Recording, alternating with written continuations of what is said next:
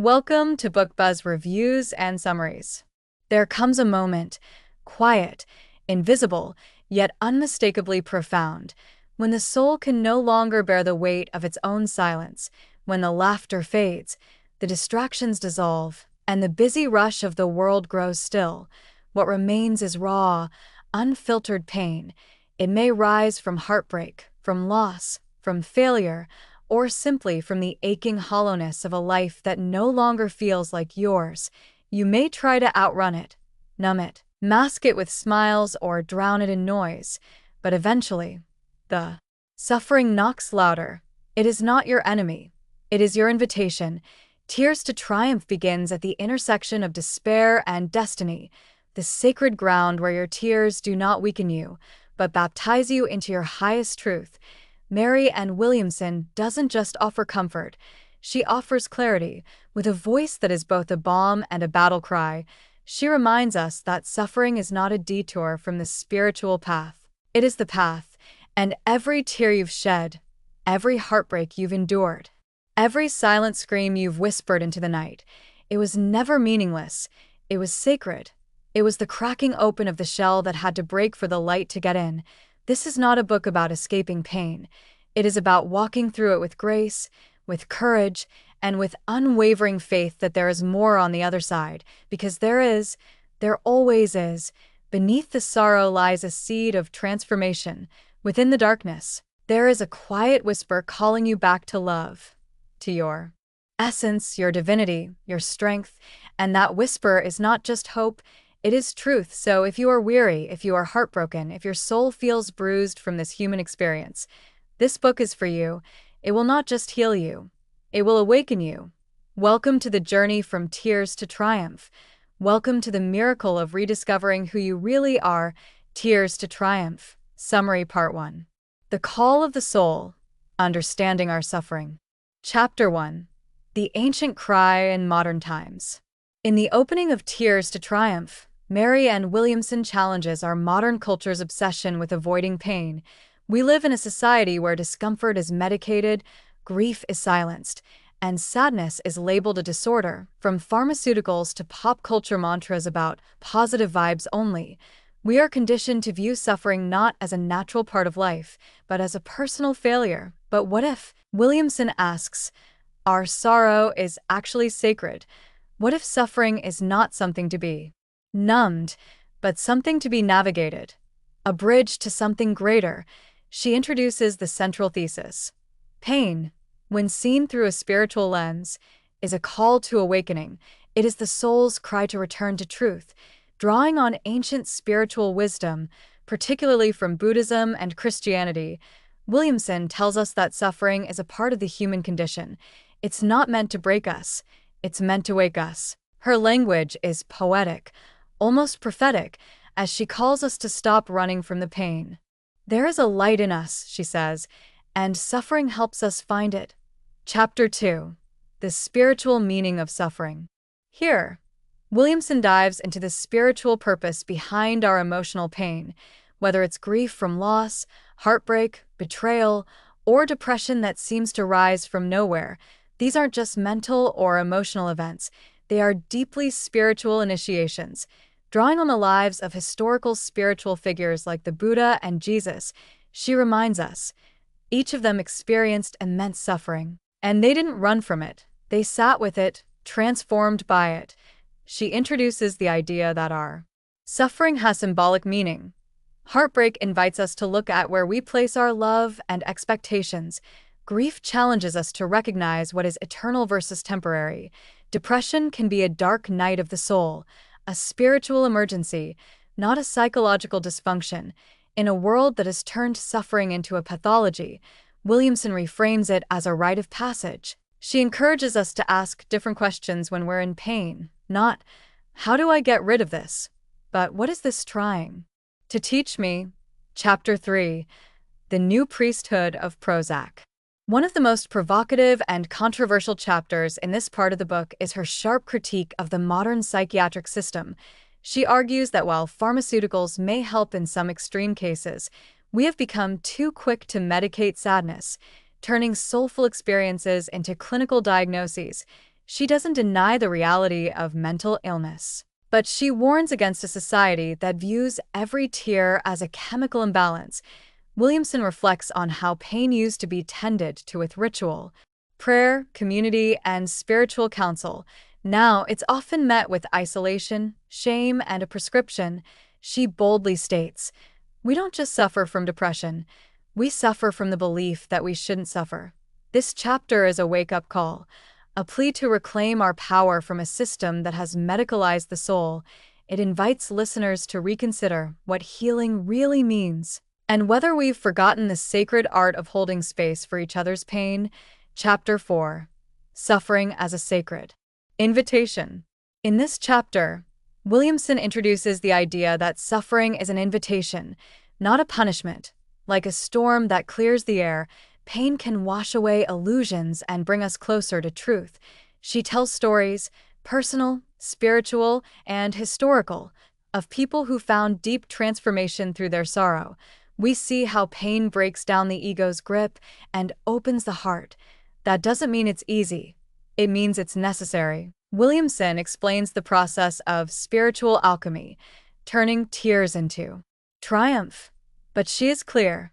There's no shortcut. We must go through it, not around it. This path, though hard, is lined with the presence of divine grace. When we surrender to the suffering, not with despair, but with faith, something inside us begins to resurrect. She ends this part with a gentle but powerful challenge. Will you let your suffering harden you, or will you allow it to awaken you? Tears to Triumph. Summary Part 2. The Healing Path.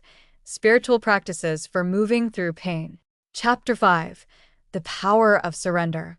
After shaking us awake in Part 1, Williamson now leads us into the tender, transformative terrain of spiritual healing, beginning with one of the hardest but most liberating concepts, surrender. What does it mean to surrender in a world that tells us to stay strong, fight back, and keep pushing? Williamson flips that script. True strength, she says, often lies in letting go, not in giving up, but in giving over. Surrender doesn't mean resignation. It means releasing the illusion that we're in control and placing our burdens into divine hands. She brings in the metaphor of being lost at sea. You can fight the current and drown, or you can surrender to the flow and trust you'll be carried to shore. Pain becomes lighter when we stop trying to control it and instead invite in spiritual grace to guide us through it. Chapter 6. The Practice of Prayer and Stillness.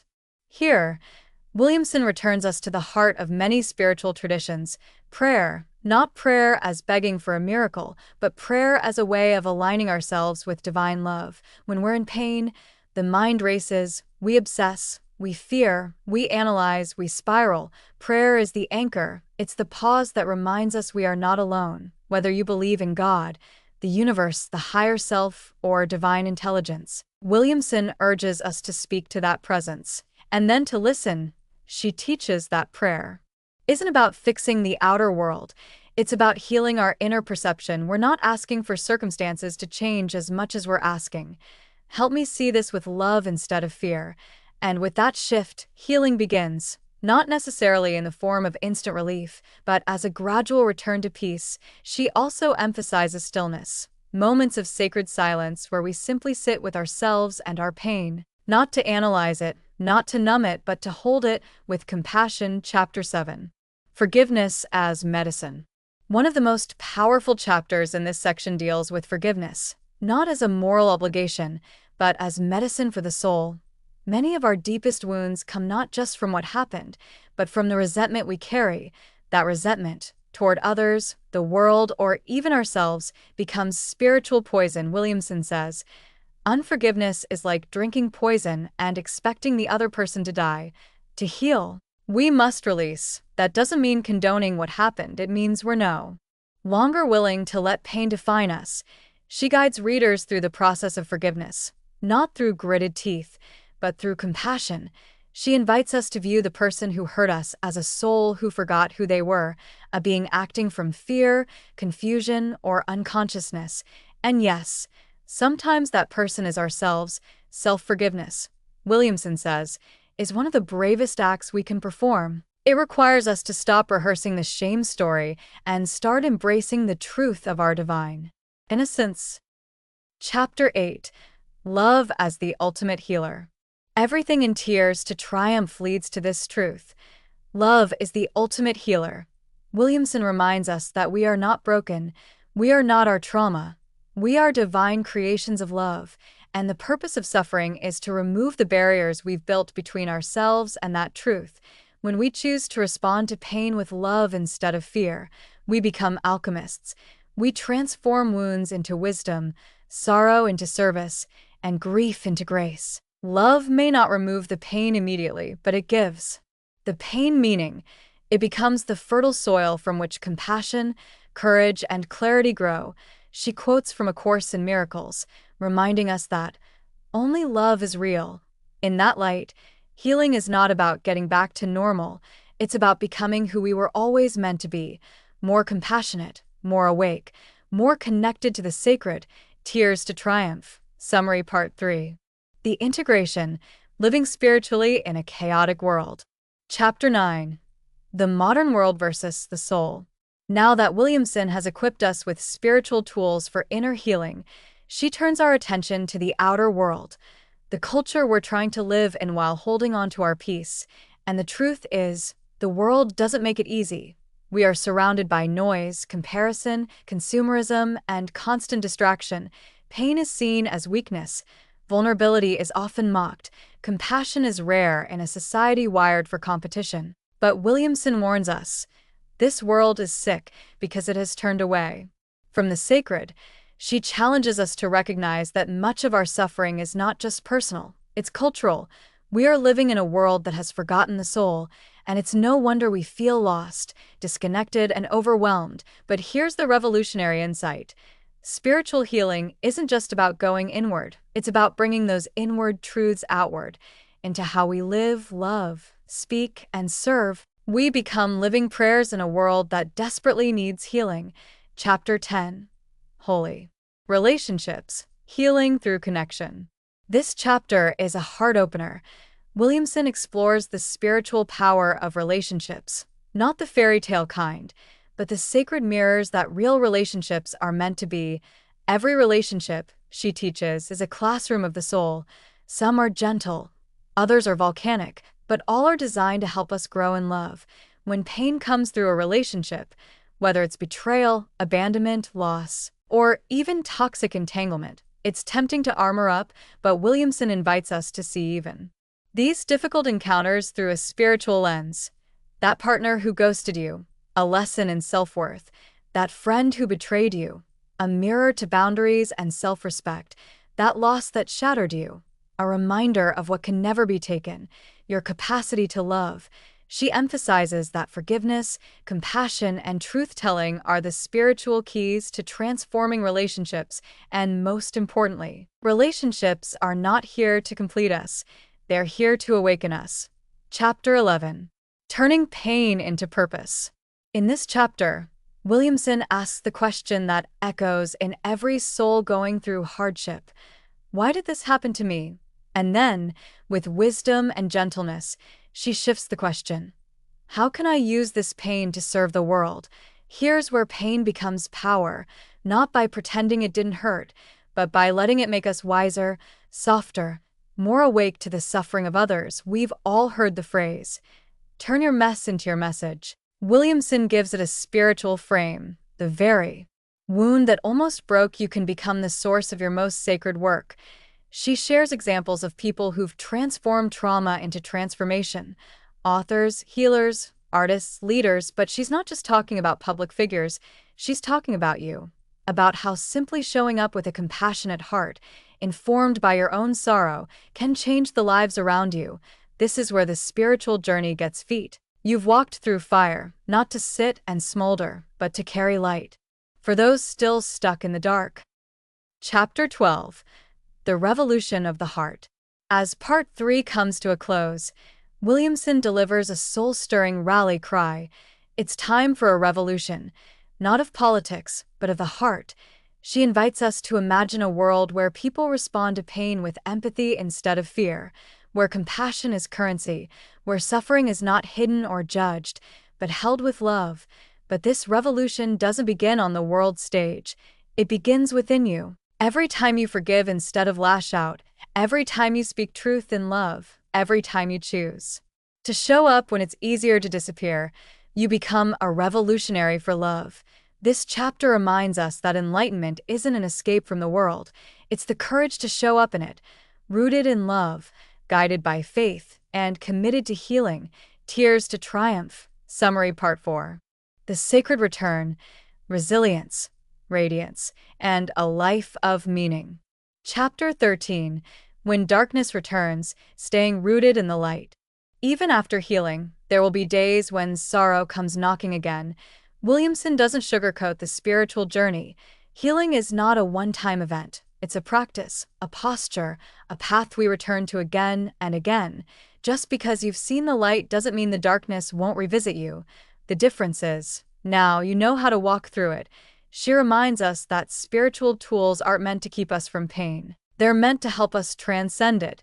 Depression may visit, grief may roar back, anxiety may show up uninvited, but now we respond with wisdom, not fear. We return to prayer, to stillness, to surrender, to the deep trust that even this new wave of pain carries purpose. This chapter teaches us that resilience isn't about staying strong 24/7. It's about knowing where to turn when we feel weak and trusting that divine grace never left us. Chapter 14. Building a Spiritual Foundation for Daily Life. In this powerful and grounding chapter, Williamson shifts focus to the daily practice of spiritual living. Healing doesn't stick just because you read a good book or had a deep moment. It sticks when it becomes a way of life. She offers a simple but profound structure. Morning prayer. Begin the day by aligning with love. Offer your thoughts, actions, and encounters to the divine. Midday mindfulness. When stress hits, pause, breathe, ask, am I acting from fear or love? Evening reflection. Look back with compassion, not judgment. What did you learn today? Where did love guide you? And where could it have? She also touches on the importance of rituals, meditation, journaling, sacred reading, service, time in nature. These acts don't just calm us. They anchor us in a world that's always trying to sweep us away. Spiritual strength, she insists, is built in these quiet, consistent acts of devotion. Chapter 15. Enlightenment is not escape, it's engagement. Too many people think enlightenment means checking out of life, floating on clouds, or becoming immune to the world's messiness. Williamson flips that myth completely. True enlightenment is fierce. It's not about rising above the world. It's about entering it more deeply, with a heart wide open and a soul that refuses to turn numb. This is the warrior's path, not the warrior who fights in anger, but the one who shows up in love. Again and again, she shares stories of activists, healers every day. People who've used their pain to uplift others, not by preaching, but by being present. Their lives are living testaments that spiritual awakening isn't about perfection, it's about participation. You don't have to leave your job, family, or town to be enlightened. You just have to bring your sacred self into every space you occupy. Chapter 16. From Tears to Triumph, a Sacred Rebirth. This final chapter is a benediction. Williamson reminds us that suffering, when met with spiritual truth, becomes a sacred initiation. The tears we shed aren't signs of weakness. They are the waters of rebirth. And that rebirth isn't just personal, it's global. When we heal ourselves, we help heal the world. Every time we choose compassion over judgment, presence over escape, courage over fear, we send out ripples that shift the collective consciousness. She invites us to walk forward not as victims of life, but as warriors of light, not armored in bitterness, but clothed in grace. And above all, she reminds us of this timeless truth. Your pain is not meaningless. It is the doorway to your power, your purpose, your peace. This is the triumph, not the absence of tears, but the transformation of them. Final words to stir the soul as you turn the final page and close this chapter of sacred remembering. Know this: the pain that once threatened to break you has, in truth, become Your greatest teacher. The shadows that loomed so large were not there to destroy you. They were there to awaken you. Every tear you cried was holy, each heartache a hidden doorway to the divine. You did not walk through suffering in vain. You walked through it to rise. You are not who you were when you began this journey. You are stronger now, not hardened, but softened by grace. You are wiser, not because you escaped the fire, but because you walked through it and found yourself still standing, still breathing, still open to love. You've tasted the bitterness of sorrow, but now you know the sweetness of spiritual rebirth, and this is your triumph. Let the world call it resilience, let them call it healing, but you and your soul will know the truth. It is enlightenment. This is the victory that comes not from winning the battle, but from no longer needing to fight. It is the peace that arrives when you remember who you truly are, an unshakable light wrapped in flesh, a divine spark born, not to suffer endlessly, but to transmute that suffering into something sacred, into compassion, into wisdom, into love. Now, go forward, not as someone broken, but as someone reborn. Carry your story not as a burden, but as a beacon. Be the light in someone else's darkness. Be the calm in their storm. Be the proof that from every tear can rise a triumph. And remember always, the same love that held you through the valley now walks with you into the sunrise. Your tears were never the end of the story. They were the beginning of your miracle. Read the book to learn more. Thanks for listening to Book Buzz Reviews and Summaries.